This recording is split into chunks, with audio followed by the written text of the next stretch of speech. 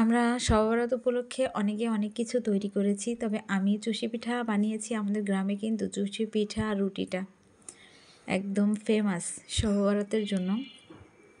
মাংস পিঠা কম হয়, চুষি পিঠা আর হচ্ছে যে হেলা বলি আমরা, অনেকেই বলে এটাকে বরফি বা হালুয়া, তবে গ্রামে কিন্তু হেলা রুটি আর এই চুষি পিঠাই বলে।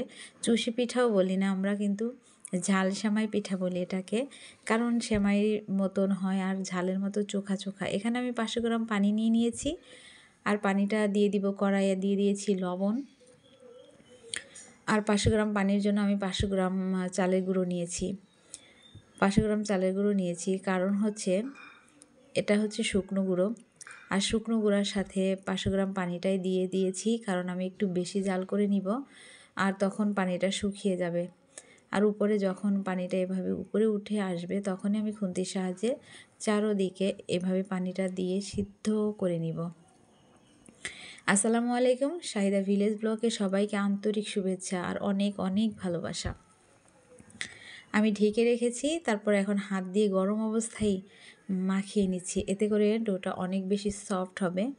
আর চুষি পিঠা বানানোর জন্য শক্ত হয়ে গেলে বানাতে ভালো লাগে না, একটু নরম হলে ভালো লাগে। আর আমরা কিন্তু গ্রামে কে কেমন করে বানায় জানি না, আমাদের গ্রামে কিন্তু এভাবে লত করে নেওয়া হয়, তারপরে বানাতে হয়। অনেক বেশি পারি না, তবে চেষ্টা করছি বানানোর জন্য। আমি এভাবেই বানাই, অনেক তাড়াতাড়ি করতে পারি না, মানে আস্তে আস্তেই জিনিস করি আমি, যাতে সুন্দর হয় আর কি। তাড়াহুড়ার কাজ আমি করতে পারি না, যাতে সুন্দর হয় সে চেষ্টা করি, তবে ধীরে ধীরে হয়ে যায় আমার কাজগুলা। তো আমার ভিডিও যদি তোমাদের একটুও ভালো লাগে অবশ্যই কমেন্টে বলবার, আর যদি ভালো লাগে ভিডিওগুলা লাইক কমেন্ট শেয়ার করে দিবা। আর এই যে দেখো, বাদবাকি আটা আমি রুটি বানাবো, তার জন্য এরকম একটা গামছা ভিজিয়ে আমি রেখে দিয়েছি।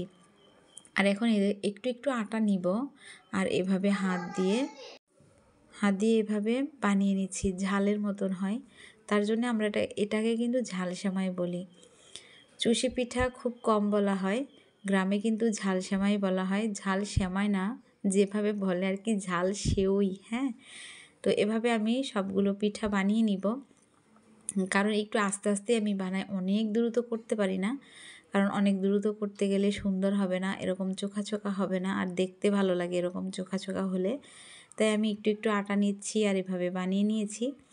এই যে সবগুলো বানানো হয়ে গেছে। এখন এখানে আমি চিনি আর গুড় ব্যবহার করব।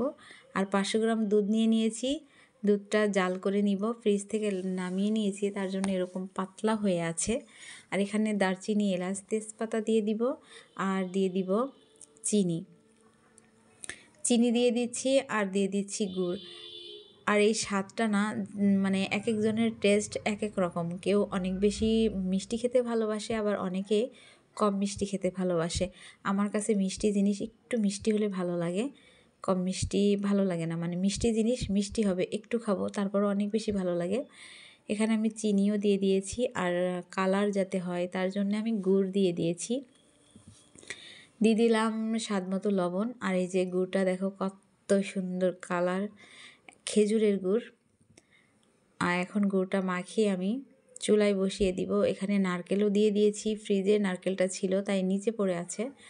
নারকেল, দুধ, চিনি আর গুড় দিয়ে দিয়েছি। এখন আমি এটাকে জাল করে নিব, অনেকক্ষণ যাবত এটাকে জাল করে নিতে হবে। আর এই যে এদিকে আমি রুটিও বানিয়ে নিয়েছি।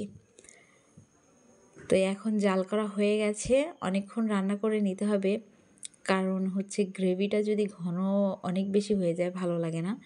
তো না ঘন করব আর না পাতলা করব, মাঝামাঝি থাকবে। আর এখন দেখো আমি চুষি পিঠাটা বলকে দিয়ে দিচ্ছি, বলকের মধ্যে দিয়ে দিলে সিদ্ধ হবে, আর একটার সাথে আরেকটা একদম মিশবে না। আলতোভাবে খুন্তিটাকে দিয়ে একবার ওপাশ থেকে এপাশে করে নিচ্ছি, যাতে করে সিদ্ধ হয় আর একটাও ভেঙে না যায়। এই যে দেখো মাশাআল্লাহ কত সুন্দর, নারকেলগুলোও সুন্দর আছে আর ভেঙে যায়নি। তো এখন রান্না করা হয়ে গেছে, সবাই রোজা আছে আর ইফতারও করবে। আর আমি রুটিগুলো বানিয়ে নিচ্ছি, বানিয়ে সব কিছু রেডি করব।